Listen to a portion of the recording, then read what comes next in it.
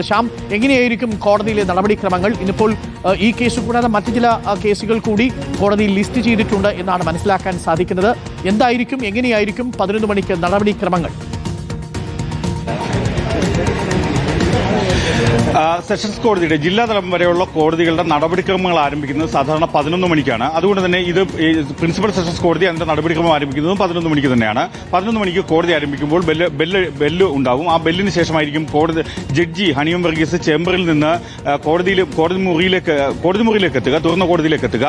തുടർന്ന് ഈ പ്രതികളെല്ലാം ഹാജരുണ്ടോ, എല്ലാവരും വന്നിട്ടുണ്ടോ എന്ന കാര്യം അന്വേഷിക്കും. ഈ കേസിൽ ഇതുവരെയും 10 പ്രതികളാണുള്ളത്. ഈ 10 പ്രതികളും ഇന്ന് ഹാജരുണ്ടോ എന്ന കാര്യം കോടതി വെരിഫൈ ചെയ്യും. അവരെ കൂട്ടിലേക്ക് കയറ്റിയിരുത്തുകയോ അങ്ങനെ കൂട്ടിലേക്ക് കയറ്റിയിരുത്തിയതിനു ശേഷം പേര് വിളിച്ച് പ്രതികൾ അവരുടെ അക്യൂസ്ഡിന്റെ പ്രതികളുടെ നമ്പർ അനുസരിച്ച് ആണ് അവരെ കൂട്ടിലേക്ക് കയറ്റിയിരുത്തുക, അത് വെരിഫൈ ചെയ്യുക.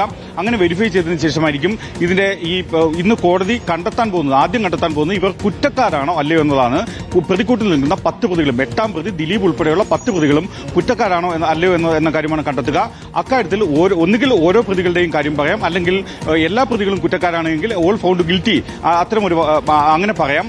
അതല്ല എന്നുണ്ടെങ്കിൽ ഓരോ പ്രതികളുടേതായി എടുത്ത് പറയുകയും ചെയ്യും. ചിലപ്പോൾ ഓരോ വകുപ്പുകളിലായിരിക്കും ശിക്ഷാവിധി കുറ്റക്കാരാണ്, ഏതൊക്കെ വകുപ്പുകളിലാണ് കുറ്റക്കാരാണ് എന്ന് കണ്ടെത്തുക. അങ്ങനെയെങ്കിൽ ആ വകുപ്പുകളിലായിരിക്കും കുറ്റക്കാരാണോ അല്ലയോ എന്ന കാര്യം പറയുക. അങ്ങനെ പറഞ്ഞതിന് ശേഷമായിരിക്കും ഇത് സ്വാഭാവികമായും അങ്ങനെ പറയുമ്പോഴേക്കും ഈ പ്രതികൾ ജുഡീഷ്യൽ കസ്റ്റഡിയിലാണ്.